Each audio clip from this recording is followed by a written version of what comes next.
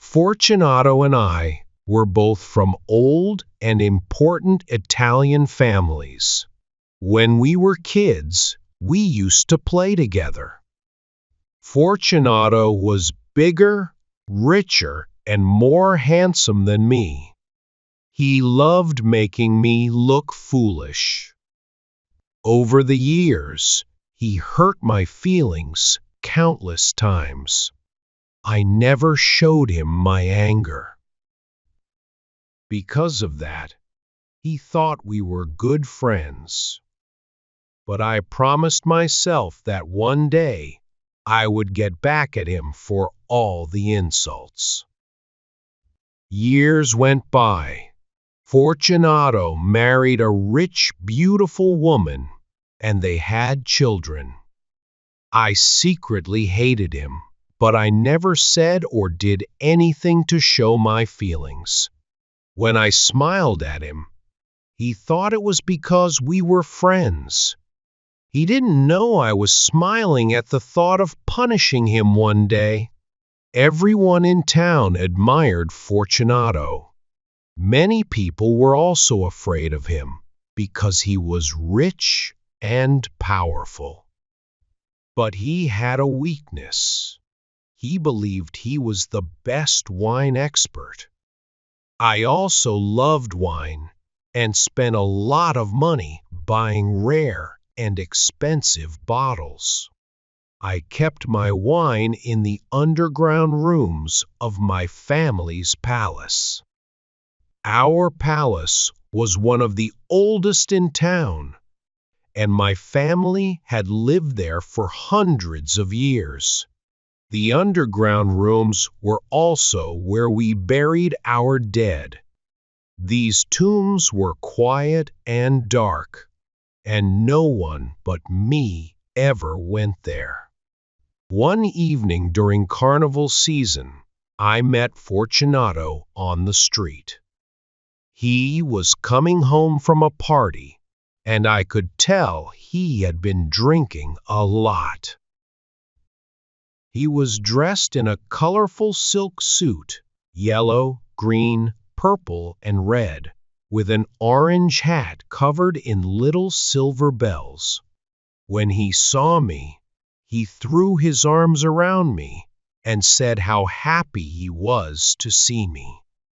I told him I was happy to see him too because I had a small problem. "What is it?" he asked, putting his hand on my shoulder. "My dear Fortunato," I said, "I think I've been fooled. A wine seller told me he had a rare barrel of Amontillado. I believed him and bought it. But now I'm not sure if it's real Amontillado or not." "What?"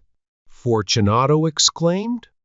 "A whole barrel of Amontillado at this time of year? Impossible!" "Yes," I said, "I was foolish. I paid him the full price without asking you to taste it first. But I couldn't find you, and I was afraid someone else would buy it. So I bought it." "A barrel of Amontillado," Fortunato repeated. "Where is it?"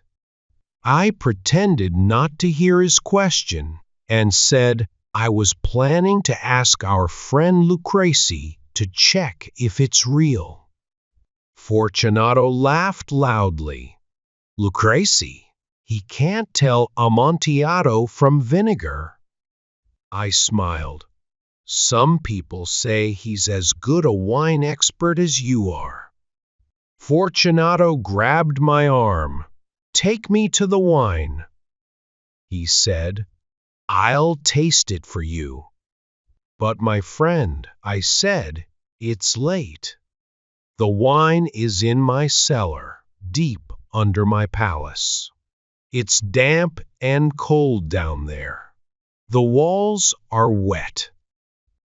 "I don't care," Fortunato said. I'm the only one who can tell if you've been cheated. Lucrece can't. He held my arm tightly and pulled me toward my home. The house was empty because my servants were out enjoying the carnival. I knew they wouldn't return until morning. I lit 2 candles and handed one to Fortunato. Then I led him down the dark, twisting stairs. The air at the bottom was cold and damp. "Where are we?" Fortunato asked. "I thought the wine was in your cellar." "It is," I said. "The cellar is just beyond these tombs where my family's dead are buried." "Are you afraid of walking through the tombs?" "Tombs?" he said, coughing. The silver bells on his hat jingled. "My poor friend," I said. "How long have you had that cough?" "It's nothing," he replied, but kept coughing. "Let's go back," I said. "Your health is more important. You're rich, respected, and loved. Your family needs you. I can ask Lucrece for help with the wine." "No," he said. "This cough won't kill me. Let's go." "True," I said, "but you must be careful." We walked deeper into the cellar. After a while, we reached a small room. Bones were piled high against one wall. Another wall had a small doorway leading to an even smaller room with stone walls. "Here we are," I said. "The Amontillado is inside." Fortunato stepped into the tiny room. He was surprised to see iron chains attached to the wall. Before he could react, I locked his arms in the chains. He was too shocked to fight back. "Where's the Amontillado?" he shouted. "Ah, yes," I said, "the Amontillado." I began moving the bones aside, revealing stones, cement, and a small shovel I had hidden earlier.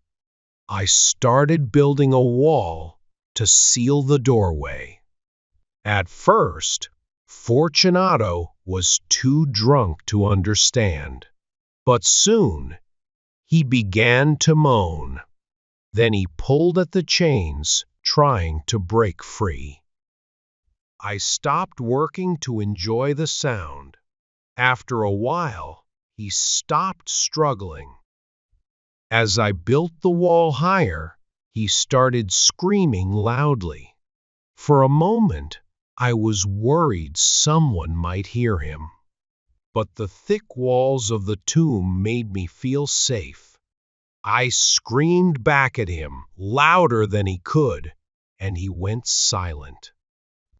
It was almost midnight when I placed the final stone. Just as I was about to finish, Fortunato laughed weakly.